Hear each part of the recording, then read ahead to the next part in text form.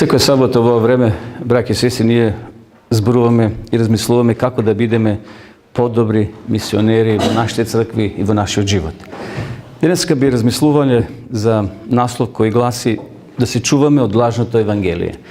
Ние како христијани го проповедаме она изворното евангелие, а евангелие значи радосна вест. Меѓутоа, денеска Христовата црква е во најголема опасност од лажни евангелија кои ги има се повеќе и повеќе на оваа планета, на оваа земја. Поготово денес кога интернет е достапен на сите луѓе скоро.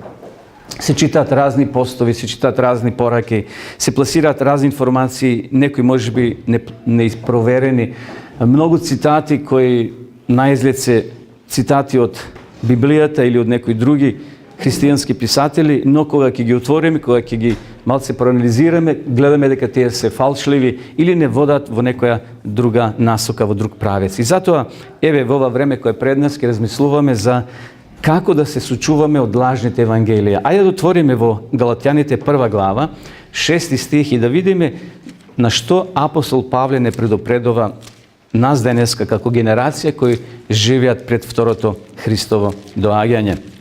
Во Галатјаните 1 глава, 6 стих вели следново.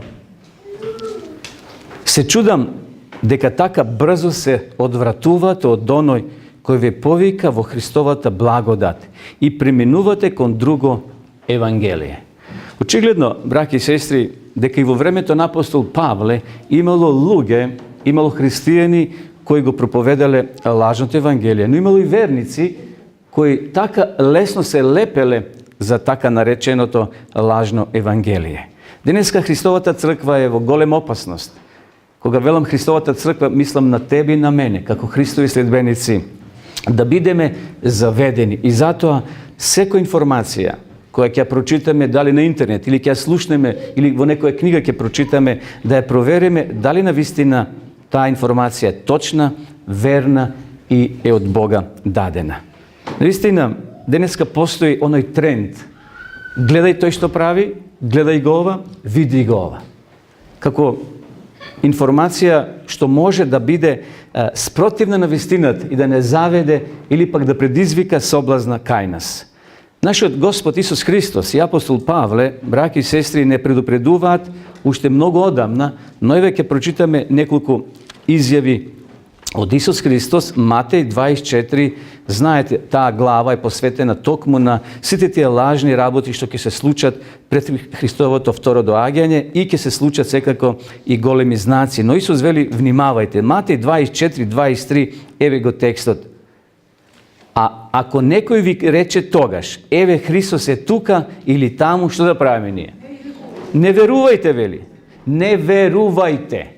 Значи, без разлика каква да е таа бомбасна информација, каква да е јака, силна и кажена од некои влијателни луѓе, сепак таа информација, вели Исус Христос, да ја проверуваме и да не веруваме. Ајде одиме во Дела на апостолите, во 20 глава, да видиме сега апостол Павле, што ни кажува нам како генерација кои живееме пред второто Христово доаѓање. Дела 20 глава, од 28 стих до 34, но нема се да читам, само неколку стихови. Дела, 20 глава, 28 стих. Внимавајте на себе и на целото стадо. Павле вели, внимавајте на себе и на целото стадо, во кое Светиот Дух ве постави за надгледувачи, за да ја пасете Божјата црква, која тој ја придоби со својата крв.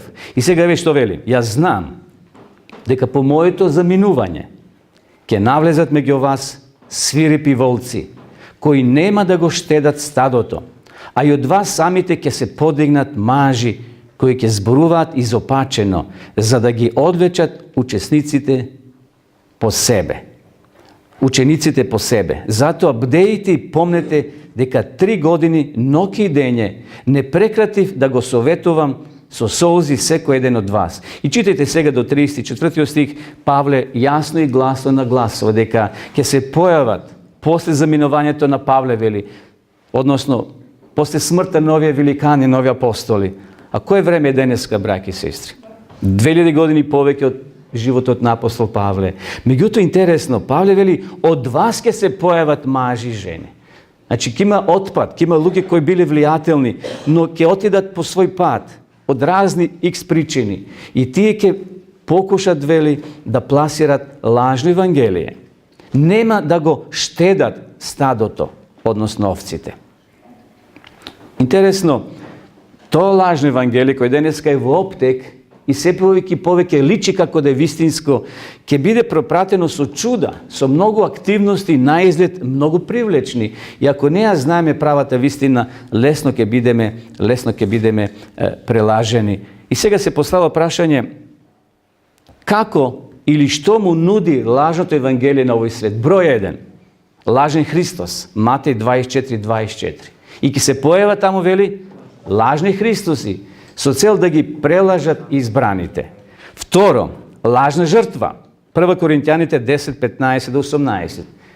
Пише таму апостол Павле дека тие ќе покушат со лажни извитоперени жртви да го привлечат моето и твоето внимание. Еве во 10 глава да прочитаме само неколку редови. 1 Коринтјаните 10 глава 15 стих, вака вели текстот. Зборувам како на мудри, пресудете сами за она што ви зборувам.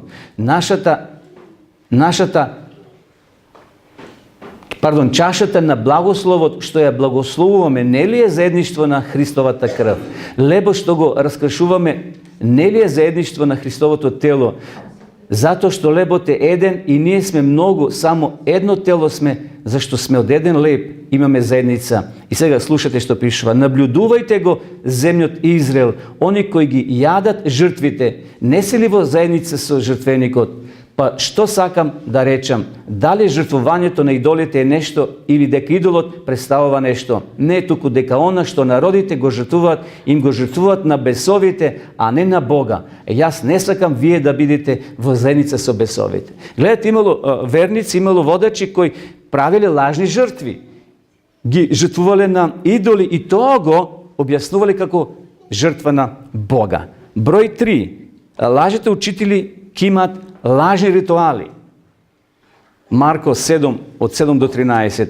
Овде Исус многу енергично не предупредува, браќа и сестри, да внимаваме на лажното евангелие, кој ќе има лажни ритуали и Бог нема тие ритуали еден ден да ги признае. Во Марко 7 глава, читам од 7 стих следново. Овој народ ме почитува с устните, а нивното срце е далеко од мене. Напразно ме почитуваат, учејки науки што се човечки повелби. Вие оставате Божјата заповед, а го држите човечкото предание. Вие добро ја укинавте, продолжи тој, Божјата заповед, за да го држите вашето предание. Значи, лажни ритуали. Денеска сме во празник, Великден ќе биде утре. Многу луѓе ќе ги има тие надворешни ритуали, христијански, но во суштина се празни. Нема духовност, немат размислување за нивното спасение. Ќе поминат 3 дена и повторно луѓето ќе се препуштат на секојдневниот живот, без разлика дали поминал Великден или не. Лажни ритуали. Понатаму, лажното евангелие нуди лажна надеж. Знаете, кога имаш некоја лажна надеж, пропаѓа надежта, пропаѓа се. Во Марко 13 глава, односно Лука, 13 глава, еве што вели текстот, би сакал да го прочитаме заедно. Лука 13 од 25, вака вели текстот. 25 стих. Кога домакинот ќе стане и ќе ја затвори вратата, ако вие останете надвор и почнете да чукате на вратата и да говорите: Господи, отвори ни. И сега ова е катастрофа, ова е трагедија. Што Господарот ќе им каже? Тој ќе ви одговори: не знам од каде сте. Тогаш ќе почнете да зборувате: јадевме, пиевме пред тебе, а ти поучуваше по нашите улици. Тој ќе ви рече: ви велам, не знам од каде сте. Отстапете од мене, сите кои вршите неправда. Таму ќе биде плач и чкртање со заби, кога ти ќе ги видиш Аврама, Исака и Јакова и сите пророци во Божјото царство, себе истеран надвор. Лажна надеж. Затоа, браќи и сестри, да се чуваме од лажното евангелие. Кој е објектот на лажното евангелие? Лажното евангелие ги води луѓето да не почитуваат закон, правила, да не го почитуваат Божиот закон. Тоа е тенденција на лажното евангелие. Во Исаија 30 глава, а да го прочитаме 8 и 9 стих, многу важни текстови. Исаија 30 глава, читам 8 и 9 стих. Еве ги овие текстови. Исаја 30 глава, 8 стих и 9. Сега напиши на даска и запиши во книжен свиток, за да им остане сведоштво на идните времења. Ова е непокорен народ, лажливи синови, синови кои не сакаат да го слушаат Господовиот закон. Гледате, ништо ново. И во Стариот закон, и во Стариот свет, и во Стариот завет. Имало луѓе кои учеле други луѓе да не го почитуваат Божиот закон. И денеска модерните теолози кои ќе го нудат тоа евангелие лажно, јас го нарекувам, ќе не учат дека не постои закон, дека не постојат правила, како овде што вели. Но Бог како ги нарекува таквите? Непокорен народ. Понатаму, водачите на лажното евангелие ќе ги користат заведените луѓе да тие дават лажни сведоштва против Бога и против неговиот народ, против неговата црква. Понатаму, тоа големо мноштво кое на жалост ќе го прифати тоа лажно евангелие, ќе биде потик и другите да кажат, еве, тамо е вистината. Може би ние како малцинство сме во заблуда. Меѓутоа, Библијата ни дава одговор и на тоа прашање. Дали секојаш се во право малцинството или мноштвото? Еве што вели Матеј 7 глава. Сеќавате таму кога ги упатува луѓето низ која врата да влезат. Овде пишува 7 глава 13 и 14 стих, влезете низ тесната врата, зашто широка е вратата и простран е патот што водат кон пропаст и мнозина се кои влегуваат низ неа. Широка е вратата, лесно да се оде низ широк пат, зашто тесна е вратата, вели Исус, и тесен е патот што водат во живот и малцина се кои го наоѓаат. Понатаму, лажното евангелие ќе има сеопшта лага. Откровение 12:9. Понатаму, може да кажеме дека сатаната ќе делува и ќе го обнови своите сили, се со цел да не прелаже сите ако е можно. И сосема на крај за денеска за ова размислување да си поставиме прашање како можеме да се заштитиме од тоа лажно евангелие. Ние сега ги наброивме стапиците кои треба да ги препознаеме на тоа лажно евангелие. Меѓутоа, како да се спротивставиме, како да ги избегнеме тие стапици на лажното евангелие? Број 1. Добро да ја познаваме Библијата. Ако не ја познаваме Библијата, браќи и сестри, можеме лесно да влеземе во таа стапица ѓаволска. И затоа Господ да ни помогне да навистина останеме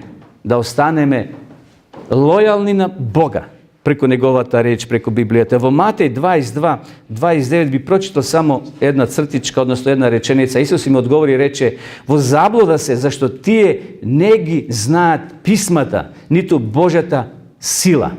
Ако ја знаеме Божјата сила, ако ја знаеме писмото, ако го знаеме, лесно ќе се спротивставиме на сите нечестиви стрели, како што вели апостол Павле. Број 1.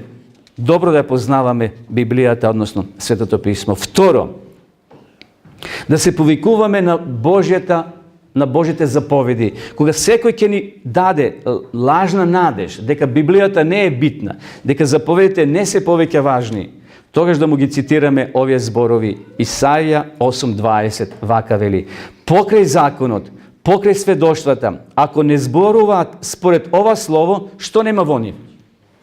Светлина нема вистина. Значи, секој кој ќе ни дојде со некоја ново евангелие, со нова, така наречена радосна вест, дека е либерално сега, дека ние сме конзервативни и нема повеќе конзервативност, може да бидеме либерални, може да бидеме така или онака, тогаш да се спротивставиме со Библијата. Како Исус се бранил против сатаната, браќи и сестри? Пишано е. Исус вели пишано е. Исус ја цитирал Библијата. И затоа Господ да ни помогне да го препознаеме секоја лажно евангелие. Да не зборам за тројството, за Светиот Дух и за многу други работи кои денеска се пласираат спротивно на библиската вистина. Секако секој има право да верува како што сака, но секој ќе одговора на крајот пред Бога во што верувал и како верувал. Господ нас не повикува да му бидеме лојални. И во ова посебно време, ова генерација која веруваме дека ќе го дочекаме Исуса Христа наскоро на облаците. Кога не знаеме, но ние да бидеме подготвени и да се спротивставиме само со писмото, со Бога, против секоја лажно евангелие. Господ нека ни помогне во тоа. Амин.